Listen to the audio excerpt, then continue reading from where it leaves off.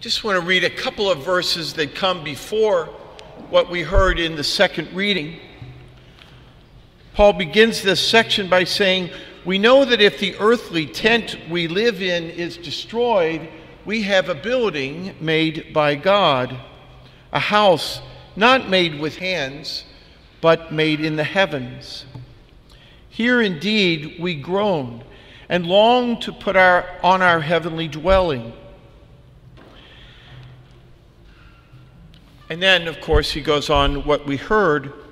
We are always courageous, although we know that while we are at home in the body, we are away from the Lord. For we walk by faith and not by sight. We must all appear before the judgment seat of Christ, so that each may receive recompense according to what he's done here in the body, good or bad. We mostly hear this reading at funerals, which, to my way of thinking, is a little too late to be realizing that this is not our permanent home, that we're heading somewhere else, you know. But it's something that, although we should keep in mind, it's hard to.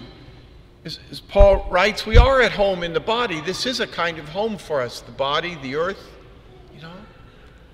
And we're pretty good at that. We even talk about putting down roots, you know, we use that phrase. And most of us put quite a bit of care and time and money in creating a good living space for ourselves. We want it to be secure and safe and beautiful, etc. And I was thinking, remember those early months during COVID, the busiest places on earth, I think, at least in this country, were the Lowe's and Home Depots. You know, everybody went, as one person put it to me, he said, "Well, if we're going to spend this much time here, I want to make this as nice as possible," you know. So we built decks and new rooms, and et cetera, you know. And there's nothing wrong with that, but I wonder how many of us use COVID also to let it remind us that what we have here is not secure, is not permanent, you know. St. Jerome, you know, famously had a skull on his desk. So every day when he worked, he'd be reminded, you know, I'm going to die. This isn't where I belong forever, you know. I remember having a funny dream. Well, it's funny now. When I was redoing the rectory, I don't know, a couple summers ago, you know, and I had a woman helping me, and we fixed a lot of things, plastered and whatever, you know, along with repainting and stuff. And I had a dream and in my dream I was speaking to the woman who was helping me, the decorator, and she said, "Father, I think we're all finished. We got it all done." And in the dream, as soon as she said that, the phone rang. And I picked it up, and it was Bishop Foy's, and he said, "Stef, I need you to move. I'm going to put you somewhere else." And it's okay to put some effort in our home here, as long as we remember it's a temporary home. We need to give some thought to where we're going to live, where we're going to spend eternity.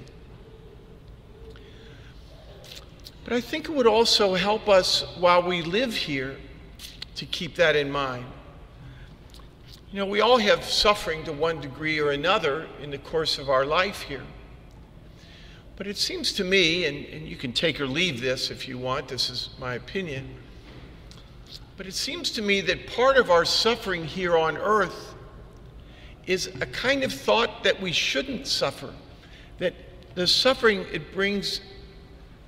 that suffering brings us is that it shakes us a little bit. It reminds us that we're not all that secure here. You know? Whether it's someone dying, or whether it's our own mortality coming to face us as we get older and our bodies are starting to break down, or illness, or whatever it is, And a lot of us, what our suffering does is threaten our lives here on earth in one degree or another, in one way or another. And it seems to me, if we could look at suffering, this is what I've been trying to do for some months, if we could look at the suffering, the grief, the inconveniences, the whatever that hits us, if we could look at them as reminders that this is not where we belong, it seems to me we might suffer less in our suffering, if that makes sense. Because it's clear to Paul, not just here but other places, Paul was very clear about it. He wanted to be with the Lord.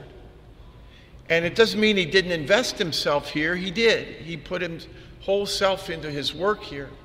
But always in his mind, he knew he was going to the Lord. He wanted to go to the Lord,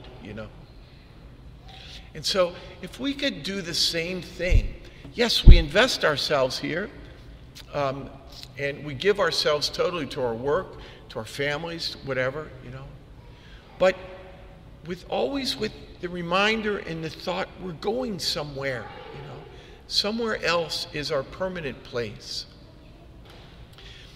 And another way that might help us here on earth, Paul says, we'll stand one day before the judgment seat of Christ. And I think for a lot of us, just the word judgment seat is a kind of feeling of doom, We don't really stand before a judge unless we've done something wrong in this earth, you know what I mean?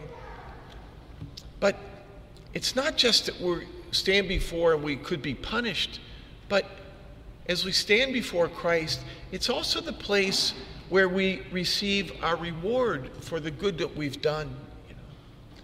And so it's another way of looking at it, and it might spur us on to be even more enthusiastic about meeting Christ. We don't have to just be worried that he's going to point out all the things that we've done wrong, but it's a place where we can show him, And so while we're living here, we might say, what good can I do so that when I am standing before Christ, I can offer him something, And so we find our own ways, right? I don't think any of us are going to have a skull that we can put on our kitchen tables or something.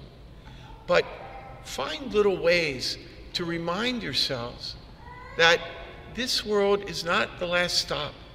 We're going somewhere, and we want to take our good works with us so we can offer them to Christ.